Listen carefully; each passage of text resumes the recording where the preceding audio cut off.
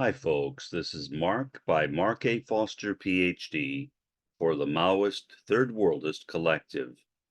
Again, apologies for my black eye. It will heal eventually. I went to the optometrist yesterday.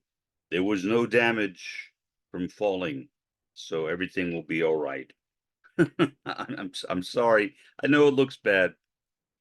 I wanted to continue with a discussion on one topic that I brought up in the last podcast. I feel like I should spend some more time on it because I think it's important, and it is something that is very relevant to the world that we're living in right now. And I think it will especially become increasingly important over the next year as we approach November 2024, which is when the US elections are. And it does appear, at least now, anything can change, that Donald Trump will be the Republican nominee once again for President of the United States. So we'll have to see what happens, but that's the way it looks. And if the election were held today, it could be that Trump actually would be elected today because Joe Biden's poll numbers have been going down into the sewer. Now, is Joe Biden any great deal? No. I think he is a horrendous president.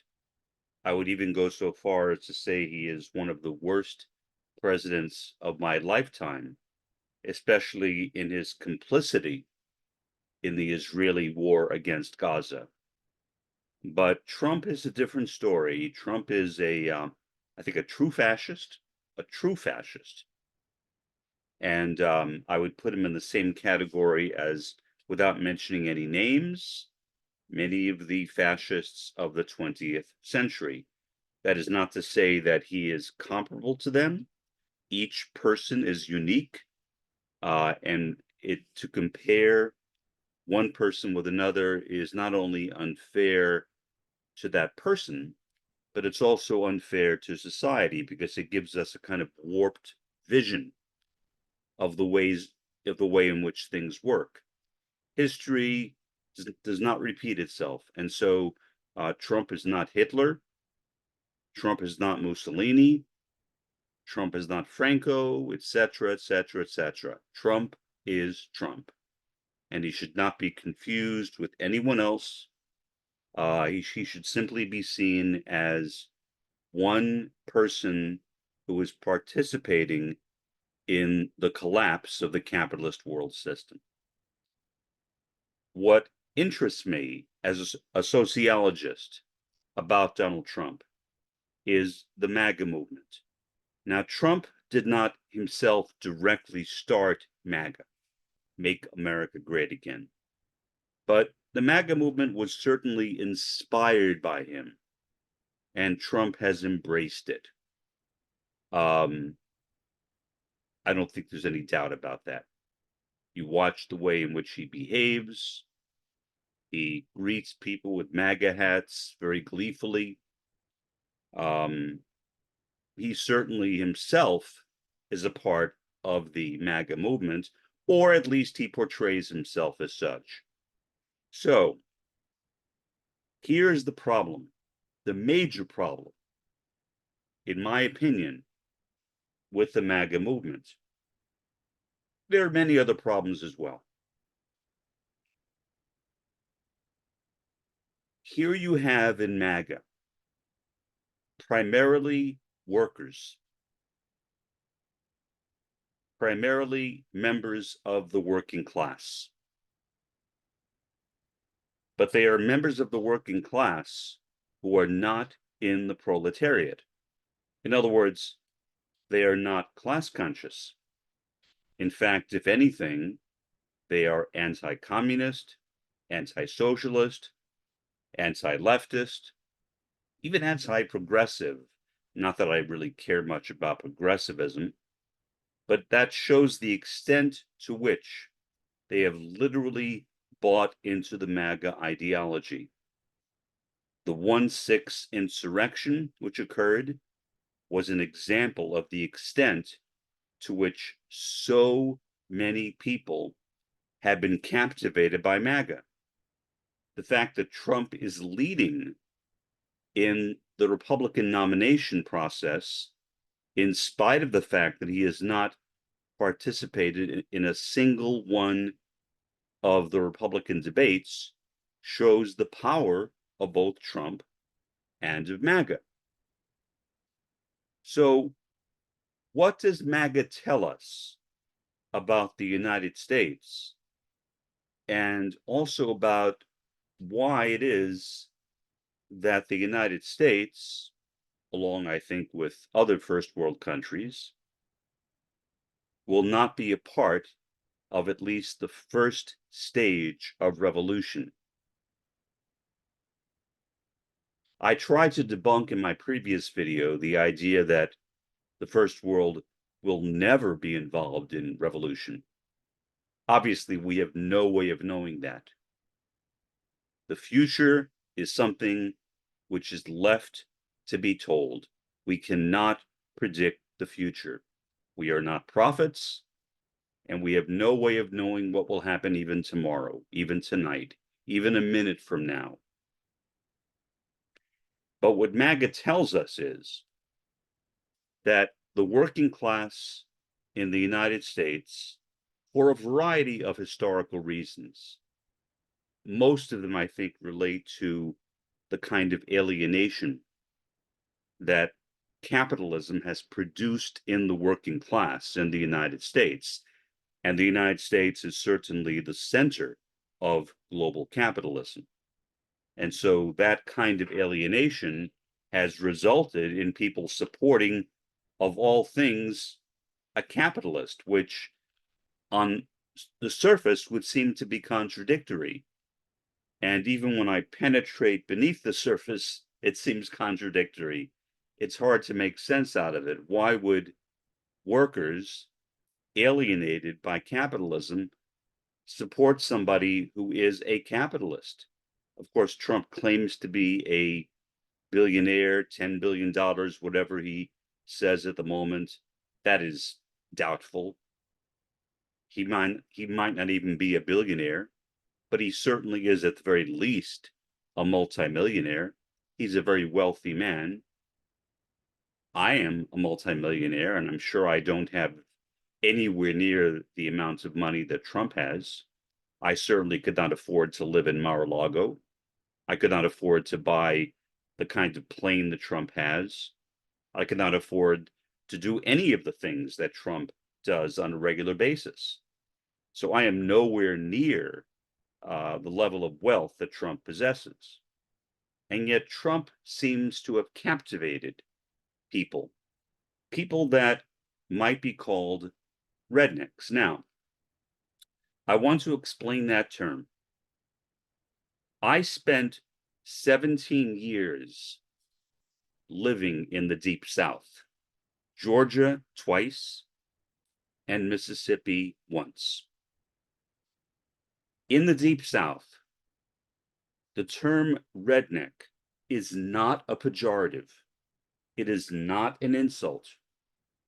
People often use it as an insult outside of the Deep South.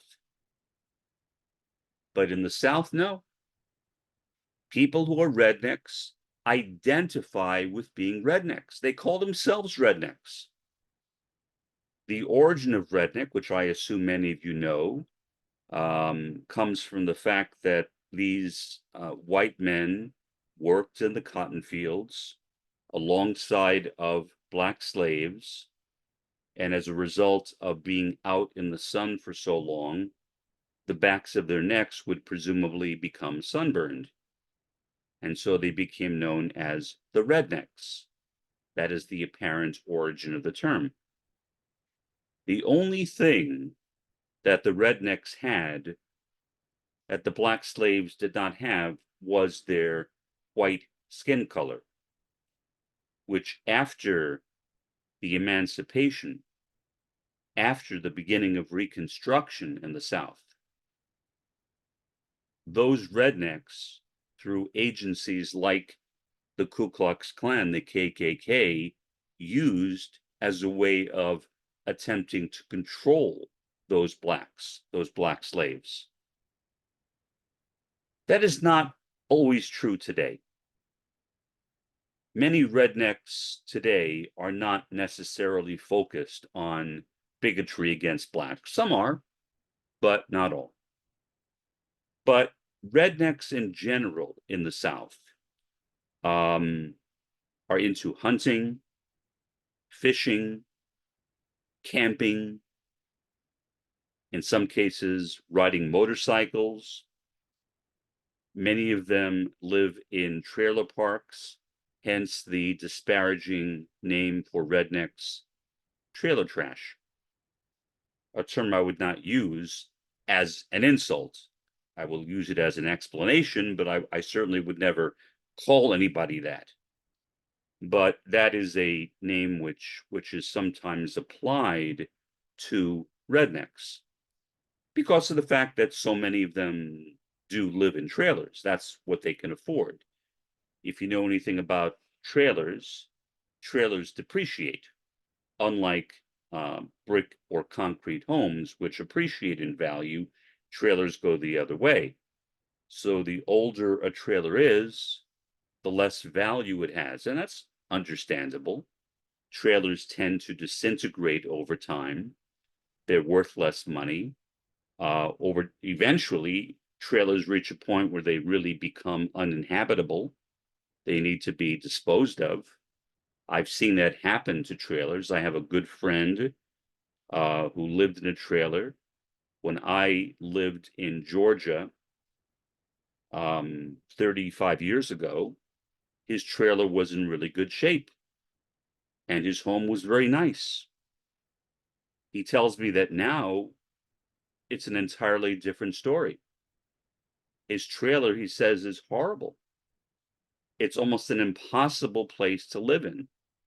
That's what happens with trailers. So living in a trailer is not a desirable condition. People generally will only choose to live in one if that is all they can afford. Are there exceptions to that? Yes. But the exceptions are few. That is generally the choice of the poor. So most people who live in trailer parks are poor or pretty close to being poor. Or at least they're working class, on the low end of the working class. Maybe you could say working poor, but working poor is really a part of the working class. There really is no substantial difference between the working poor and the working class. In fact, the only reason why we have the term working poor is because of unionization. What unionization did is it gave promise to many working class people and raised their standard of living by giving them a minimum wage, by guaranteeing them vacations, by giving them health protections, and so on. The working poor were members of the working class who did not receive those protections. And so a split took place, in other words, within the working class, one remaining known as the working class and the other becoming the working poor. But originally it was simply a single social class, the working class.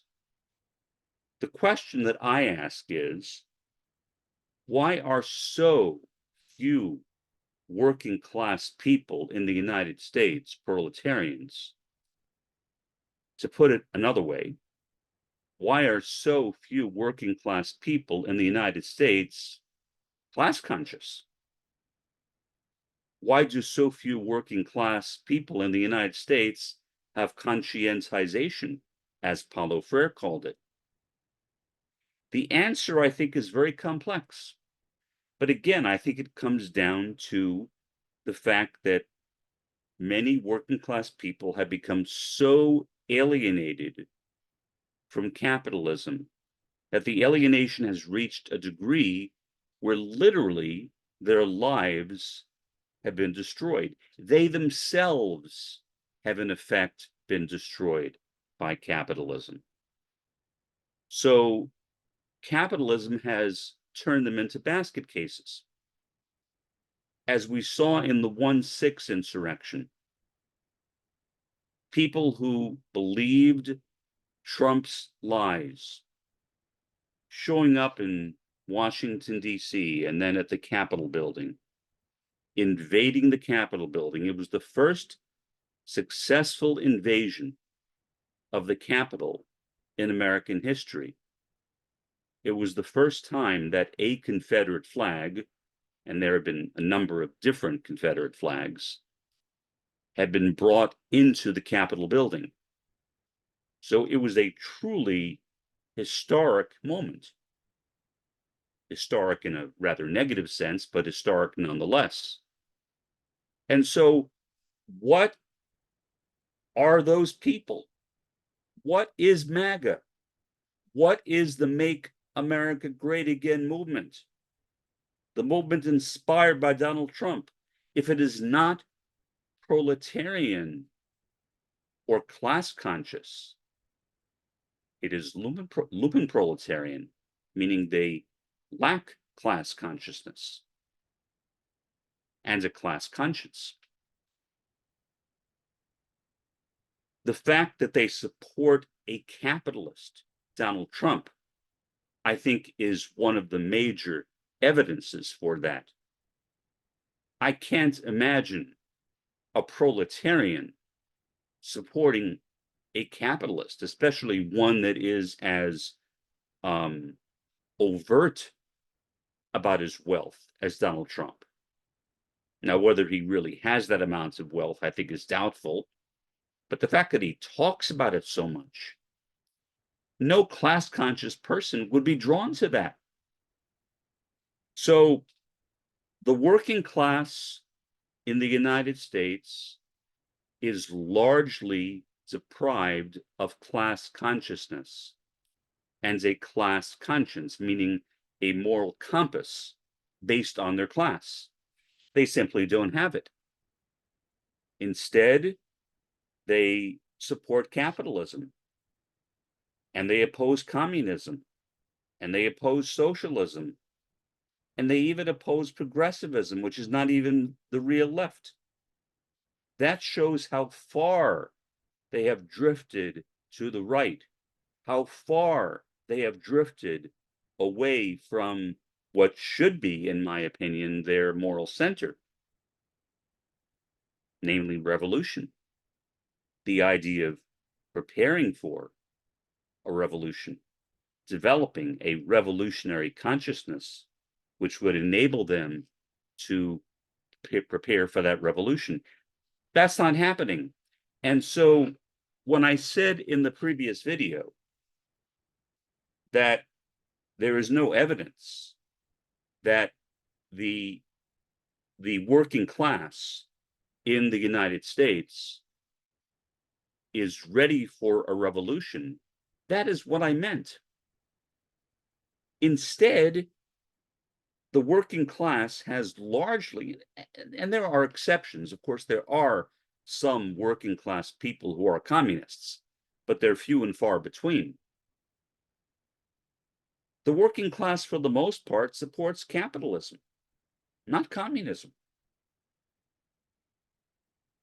They are literally counter-revolutionary.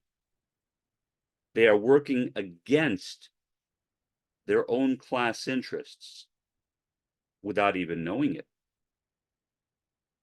I assume if they knew it, they would stop doing it, maybe. Again, having lived in the Deep South for 17 years, I got to know many of these people. Many of them were my students. Many of them were my peers when I myself was a student at the University of Georgia and a graduate student at Mississippi State University. Many of these people accept conspiracy theories. They believe that with the kinds of lies, vicious lies, that Alex Jones says on his radio show are true. I had a friend who told me that her father was so addicted, that was her word, was so addicted to Alex Jones that he was literally terrified of leaving his home. That's how much InfoWars, which is the radio show that Alex Jones has, affected that man, that poor man. And honestly, I have no hatred for those people. I have nothing but compassion. The lumpen proletariat are lumpen proletarians because they do not have class consciousness. Marx was very pessimistic about their future. And I must say that I share that pessimism. Now, I hope that Marx was wrong, and I hope that I am wrong, but I see no evidence for it. If anything, the American lumpen proletariat, the rednecks for the most part, appear to be drifting further, and further down into the rabbit hole of conspiracy theories and more into this abyss of fear and fear of the wrong things. They're afraid of communism. They should be afraid of capitalism, but they're not. They love capitalism, the very system that is destroying them. They have embraced. So to me, that is a genuine tragedy. MAGA is a tragedy. I don't hate people who are MAGA. I don't hate people who were involved in 1/6 because I've known people like them firsthand. I've known people like them. They're not alien to me. It's not like I was sitting there when I was watching the insurrection on television, like many Americans, and thinking, who the heck are these people? Where did they come from? No, I knew where they came from. I knew where they came from, and I still do know. They came from a world of extreme alienation, not only from society, from their workplace, from their families, and ultimately even from themselves. This has been Mark by Mark A. Foster, Ph.D. Have a pleasant day and an even better day tomorrow.